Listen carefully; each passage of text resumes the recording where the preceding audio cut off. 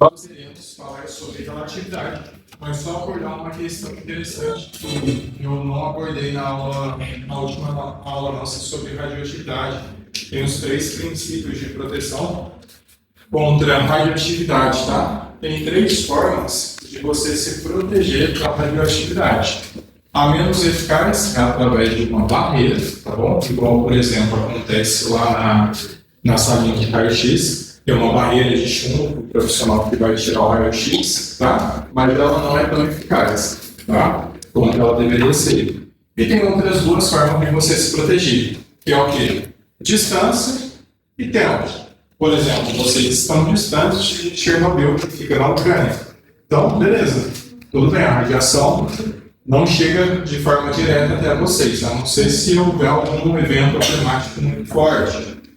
E tempo, tá? A radioatividade, ela tem um tempo, tá?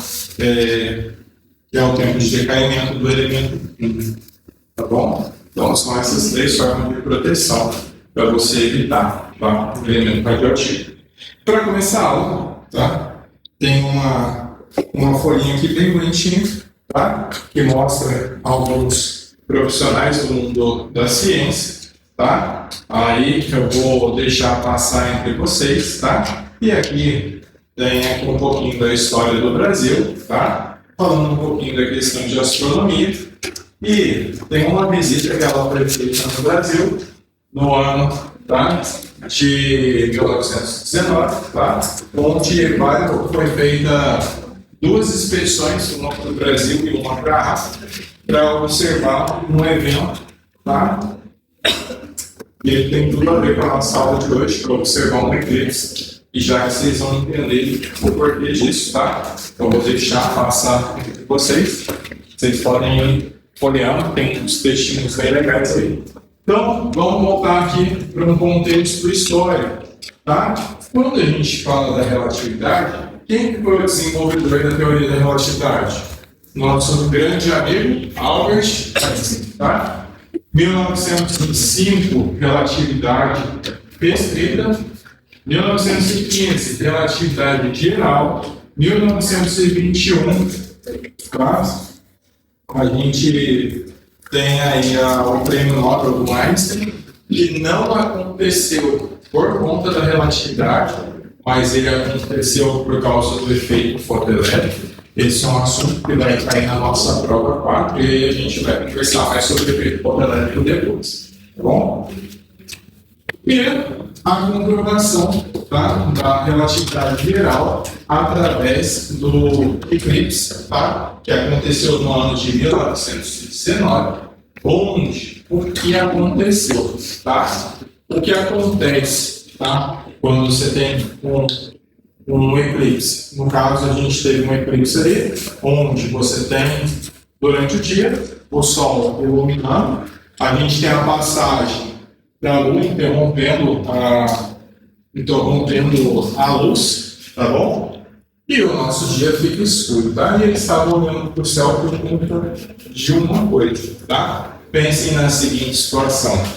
Eu tenho aqui o Sol, a luz dele está sendo tampada pela Lua, e eu tenho, tá, atrás do Sol, algumas constelações específicas, quando a gente está falando de posicionamento, tá? Com relação a isso, tá? É impossível, se tem alguém na minha frente, eu ver o que está atrás da pessoa. E o que aconteceu através dessa experiência? Eles observaram que eles conseguiram captar a luz dessas estrelas que estavam atrás do Sol, nessa posição, tá?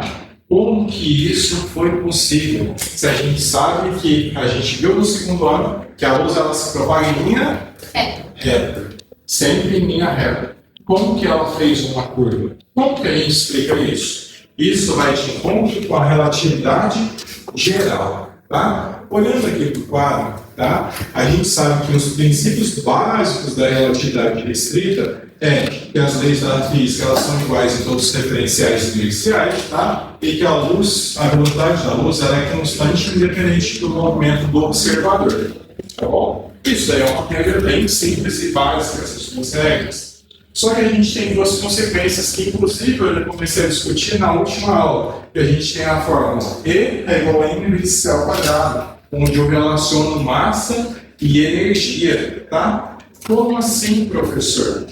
Pensa na seguinte possibilidade: o pessoal aí que me acompanha no primeiro ano integral teve o privilégio de assistir o filme Interestelar, tá? Onde eu trabalhei com eles, o paradoxo dos gêmeos, tá? Pensem comigo, tá? Temos nossas queridas amigas, as gêmeas, tá? E elas se tornaram, uma delas se tornou astronauta. E elas são tão amorosas, ligadas uma à outra, tá? O que elas fizeram? Elas se despediram e elas ganharam um relógio exatamente igual ao do pai delas, tá? E ele estava com o mesmo horário. E o que aconteceu? A Priscila ficou no planeta Terra, com o pai dela, e a Michelle embarcou na sua nave e saiu numa viagem interestelar aí, através do nosso universo. Bom, só que o que acontece? Ela foi exposta a velocidades extremamente altas. Quando a Michelle retornou para o nosso planeta, ela encontrou a sua irmã, só que ela não reconhecia mais a sua irmã. Por quê? Porque a sua irmã já estava bem velhinha, tá? Ela já não encontrou mais o pai dela. E ela olhou no relógio dela e no relógio da irmã dela. Os relógios eram iguais, só que os horários diferentes. E o tempo era diferente. Por quê? Tá? O tempo em um outro referencial de velocidade, ele passa de uma forma desigual, tá? E isso daí é uma realidade que a gente consegue fazer esse mesmo experimento no planeta Terra com o relógio atômico, tá? O relógio mais preciso do mundo. Se a gente se afastar, tá? Se a gente subir, por exemplo, se a gente ficar no nível do mar e subir um morro extremamente alto, tá? Vamos supor, por exemplo, a Cordilheira dos Andes. E aí você consegue realizar essa mesma experiência com 24 horas de diferença. Então, na hora que você retornar, os relógios, que são extremamente precisos, teriam que estar com o mesmo horário. E eles dão uma pequena diferença, tá? Que ela pode ser percebida através de um relógio atômico, tá? E aí a gente tem questões envolvendo dilatação do tempo e contração do espaço, tá? A gente pode pensar na seguinte situação. Seria possível, por exemplo, eu colocar um trem dentro de uma garagem pequena? Se a gente for fazer esse exercício mental de forma teórica, e esse trem ele possuísse uma velocidade extremamente absurda, durante um curto de espaço de tempo ele conseguiria entrar dentro dessa garagem, eu fecharia a porta de forma instantânea e eu teria o quê? Uma contração do espaço. Tá? São experiências que vale a pena a gente refletir sobre elas, tá? Ela é um tema que ele é pouco abordado no ensino médio, mas ele enriquece muito, ele está dentro da grade e a gente tem que entender isso. Por quê? Tá?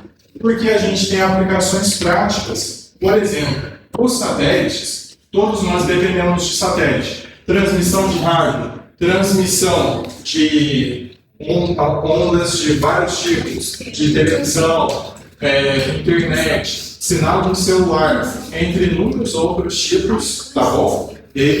Elas passam pelos satélites, se assim for determinado pelo meio tecnológico, tá? E qual que é o grande lance? Pensa comigo.